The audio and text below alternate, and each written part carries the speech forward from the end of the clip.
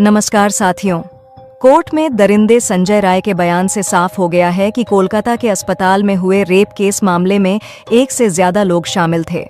दरिंदे संजय ने गलती से एक ऐसा बयान दे दिया है जिससे साफ हो गया है कि इस कांड में वह अकेले नहीं था। अब सीबीआई का डाउट हकीकत में बदलने लगा है। 10 दिन बाद अब यह साफ होने लगा है कि महिला के साथ दरिंदगी में तकरीबन 7 लोग शामिल थे। एक भयंकर खुलासे में बताया गया कि करीब 7 लोगों ने शराब पी, फिर उन्होंने पीड़िता के हाथ कसकर पकड़े, उसे मारा पीटा और उसके साथ बलात्कार किया। खुलासे में यह भी दावा किया गया कि उन 7 लोगों में से 2 ने महिला के टांग पकड़कर जरासंध की तरह अलग कर दिया। उसके बाद संजय को बुलाया, लेकिन यह तो कुछ भी नहीं। आगे ऐसे खुलासे हुए हैं। इसके बाद यह साफ हो गया है कि यह काम अकेले संजय का नहीं था, बल्कि इसमें कई लोग शामिल हैं। अब प्रिंसिपल समेत 7 लोगों का बचना नामुमकिन है। सब कुछ जानेंगे विस्तार से, लेकिन आगे बढ़ने से पहले इस वीडियो को लाइक करके चैनल को सब्सक्राइब जरूर कर लें। आपके लिए यह बस 1 सेकंड का काम है, लेकिन इससे हमारी बड़ी मदद होती है। दरअसल कोर्ट में दरिंदे संजय ने वह कबूल कर लिया है जिसके इंतजार में पूरा भारत मुंह लटकाए खड़ा था। पूरे भारत को यह पता था कि यह काम एक बंदे का नहीं है।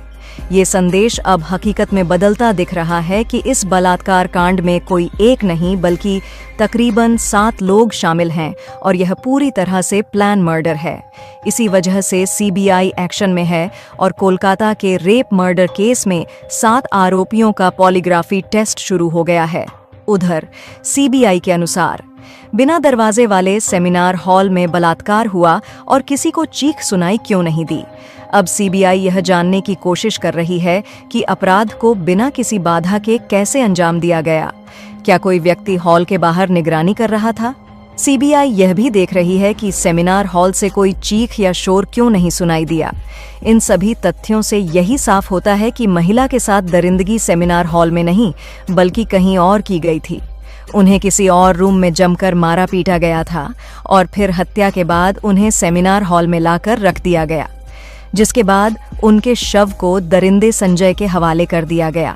लेकिन अब संजय ने जो बयान दिया है उससे साफ हो रहा है कि वह अकेले नहीं था, बल्कि इसमें कई लोग शामिल थे।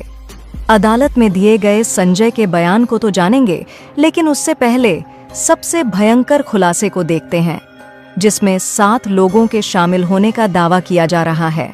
दरअसल सोशल मीडिया पर एक पोस्ट में दावा किया गया है कि कोलकाता के आरजी कर मेडिकल कॉलेज अस्पताल में हुई महिला डॉक्टर की हत्या संजय रॉय ने नहीं बल्कि अस्पताल के साथ ट्रेनी डॉक्टरों ने की थी। इस पोस्ट में कहा गया है कि इन ट्रेनी डॉक्टरों ने पहले महिला के साथ रेप किया और फिर उसकी टांगों को बेरहमी से चीर दिया, जैसे महाभारत में जरासंध का किया गया था। जरासंध को मारने का एकमात्र तरीका यह था कि उसे बीच से चीरकर 2 भागों में विभाजित किया जाए और फिर उन हिस्सों को अलग अलग दिशा में फेंक दिया जाए ताकि वे फिर से जुड़ ना सकें। भीम ने इसी तरीके से जरासंध का वध किया था।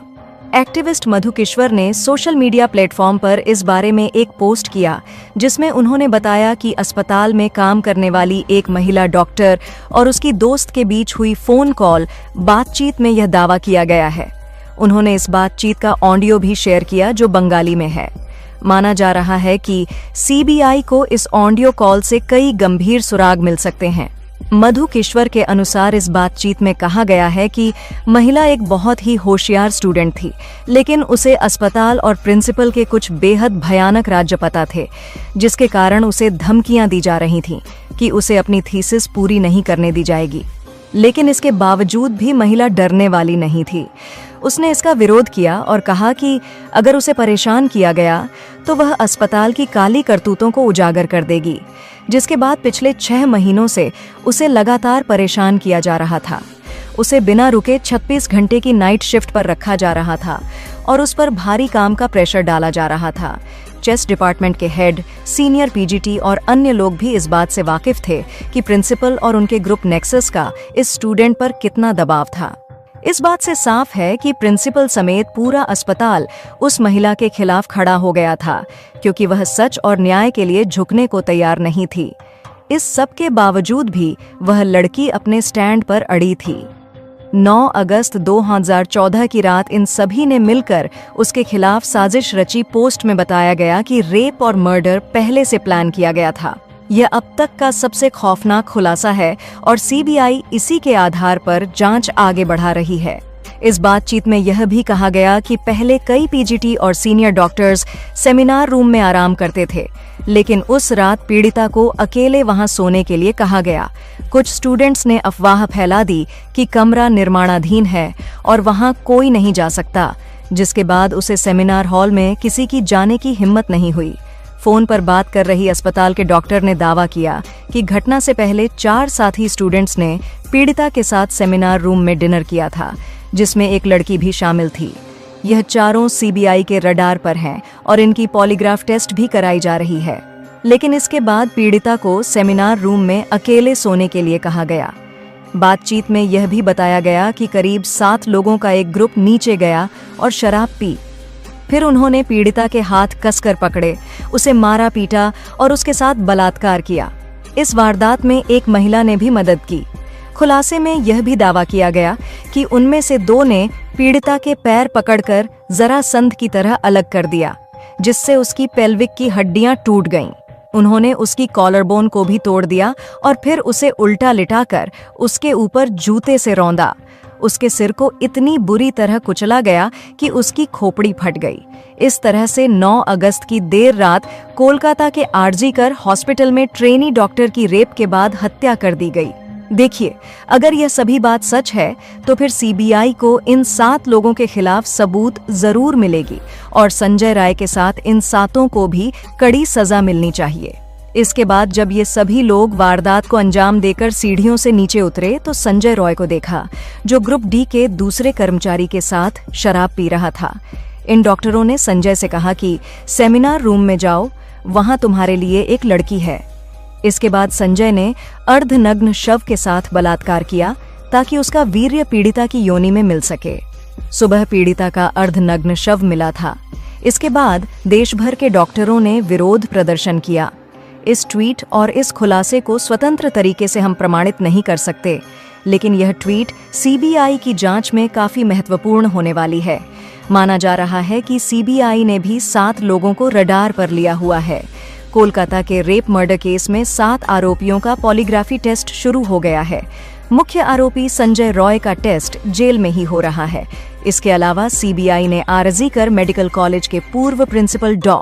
संदीप घोष, 4 डॉक्टर जो वारदात की रात पीड़िता के साथ थे और एक वॉलंटियर से भी पूछताछ कर रही है।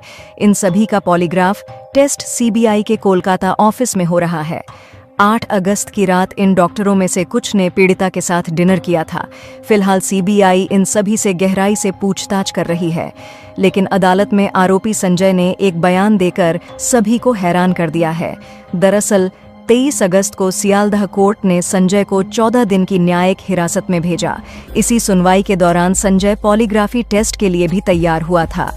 मजिस्ट्रेट ने संजय से पूछा था कि वह पॉलीग्राफी टेस्ट के लिए क्यों तैयार हुआ। इसे लेकर संजय ने कहा, पॉलीग्राफी टेस्ट से साबित होगा कि मैं निर्दोष हूं, मुझे फंसाया जा रहा है। संजय के इस बयान ने बवाल खड़ा कर दिया है, क्योंकि वह खुद को निर्दोष बता रहा है। इसका मतलब साफ है कि इस कांड में कई लोग शामिल हैं। इसी कारण सीबीआई फुल एक्शन मोड में आ चुकी है। सीबीआई का मकसद इन कर्मचारियों के बयानों को जांचना है, क्योंकि बाकी मेडिकल रिपोर्ट्स जैसे पीड़िता के शरीर से लिए गए DNA, vaginal swab, PM blood उन्हें सीधे तौर पर घटना से जोड़ने में नाकाम रही हैं। सीबीआई जानना चाहती है कि क्या इन 4 डॉक्टरों ने सबूतों के साथ कोई छेड़छाड़ की थी या फिर वे किसी बड़े षड्यंत्र का हिस्सा थे, क्योंकि पोस्टमार्टम रिपोर्ट इधर-उधर करने में प्रिंसिपल समेत यह सभी लोग बेहद माहिर थे। इस कारण सीबीआई इस घटना को कई एंगल से जांच कर रही है।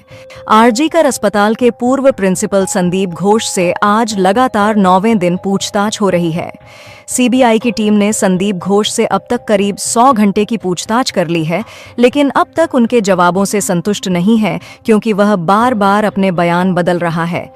इससे साफ हो जाता है कि इस कांड में उसका बड़ा हाथ है। सीबीआई अब तक ट्रेनी डॉक्टर के रेप मर्डर केस में 73 लोगों से पूछताछ कर चुकी है, लेकिन सिर्फ 7 लोगों पर ही सीबीआई की नजर टिकी हुई है। सीबीआई यह भी पता लगाने की कोशिश कर रही है कि क्या सेमिनार हॉल के बाहर कोई और व्यक्ति तैनात था। इसके लिए सीसीटीवी फुटेज की गहराई से जांच की जा रही है। अधिकारी यह भी देख रहे हैं कि जब घटना हुई तो सेमिनार हॉल के अंदर से कोई आवाज क्यों नहीं सुनाई दी। सीबीआई के अनुसार अस्पताल के सेमिनार हॉल के दरवाजे की चिटकनी कुछ दिनों से टूटी हुई थी और यह बात सबको पता थी। इसी कारण जब डॉक्टर रात 2 से 3 बजे के बीच हॉल में गईं तो दरवाजा बंद नहीं कर पाईं। एक ड्यूटी डॉक्टर ने उन्हें सोते हुए भी देखा था। अब सीबीआई यह जानने की कोशिश कर रही है कि अपराध को बिना किसी बाधा के कैसे अंजाम दिया गया। क्या कोई व्यक्ति हॉल के बाहर निगरानी कर रहा था? सीबीआई यह भी देख रही है कि सेमिनार हॉल से कोई चीख या शोर क्यों नहीं सुनाई दिया। आप इस तस्वीर को देखिए। इसी अस्पताल के दूसरे मंजिल पर सेमिनार हॉल में वारदात को अंजाम दिया गया था। अगर सेमिनार हॉल में दरवाजा नहीं था तो फिर महिला की चीख बाहर सड़क तक आनी चाहिए थी, लेकिन ऐसा नहीं हुआ। इसी कारण संदेह बढ़ता जा रहा है और इसमें कई लोग शामिल हो सकते हैं। इस रिपोर्ट में अभी कई खुलासे हो रहे हैं, जिसे लेकर हम जल्द ही आपके सामने एक नई वीडियो लाएंगे।